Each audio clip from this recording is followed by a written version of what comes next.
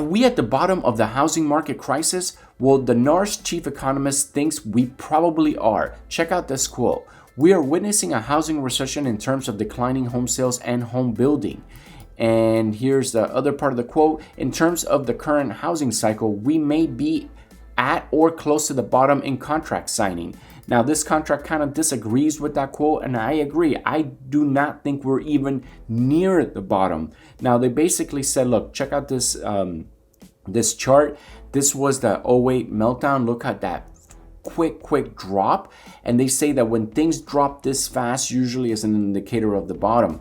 Now, here we have the lockdowns. We saw a huge drop. We had the tax credit right here, huge drop. Now we have huge rates right here that are causing it to drop. Now, how low will it drop? Now, remember, we kind of lowered the rates just a little bit because, basically, the beginning of July was so crazy that the banks really freaked out. So they kind of lowered the rates a little bit for people trying to get mortgages, and it kind of stabilized the market a little bit. But again, we're still seeing huge drops.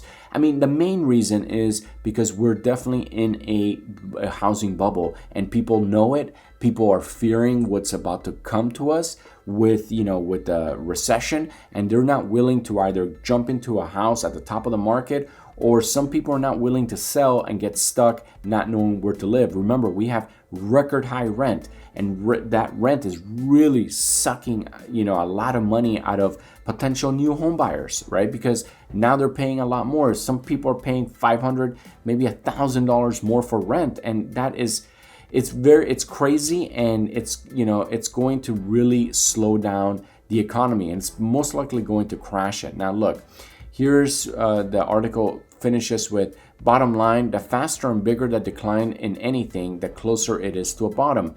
It remains to be seen how close we truly are. We could indeed be close, but we also need to be cognizant of the fact that July was much more hopeful month in the mortgage markets than August is turning out to be. That's another thing, guys.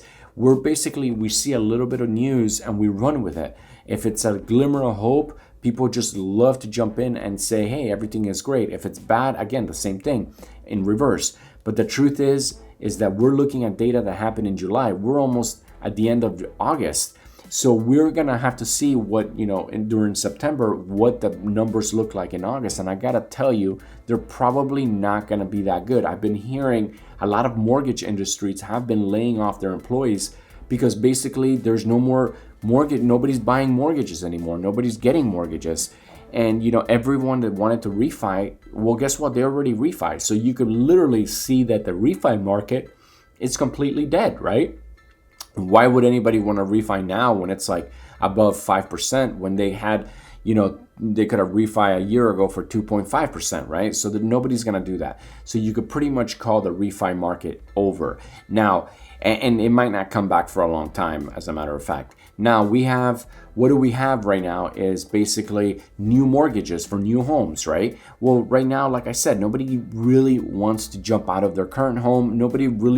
People that are renting don't necessarily want to jump into a new home. Why? Why would you want to buy at the top of the market? It is, you're dealing with a lot of money right now.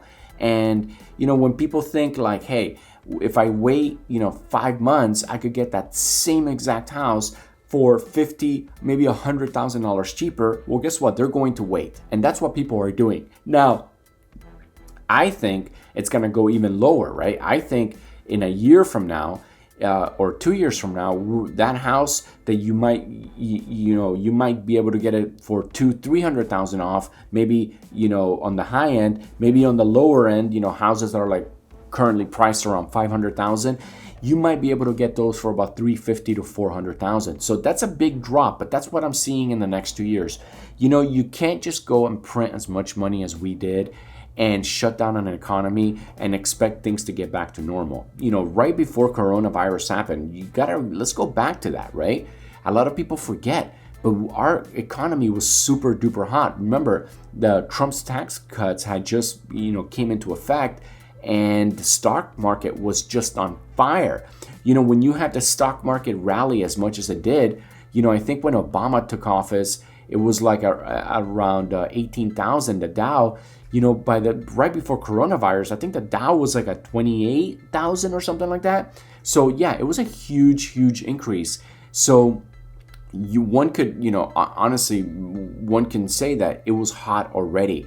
And when the coronavirus happened and it slowed everything down and basically shut everything down, made rates go down to basically zero, then it fueled, like, a lot of people with means they were able to go into the markets, the housing markets, and just buy without even seeing the house. A lot of people started fearing that we were going to have crazy inflation. They started putting their money on properties, right? So now we're in a huge housing bubble, and all that stuff, we're probably going to, we're going to have to pay for everything, and it's probably going to take 5 to 10 years to really get back to a good place, and anything can happen, in the next 5 years. So the fact is, we're in a very volatile time in history, and we need to really think about that. And it's definitely reflecting right now in the housing market. Now, I'm gonna go ahead and finish this video. I hope you guys enjoyed this video. I want to just say one thing for everybody that's been supporting my channel and leaving comments and liking my videos. Thank you guys so much. It means so much to me. Again, thank you. And if you're new to my channel and you like my videos, you like what I have to say, please don't forget to smash that subscribe button and go ahead and like and leave a comment. Again, thank you guys so much for watching. I love you guys, and I'll see you on the next video.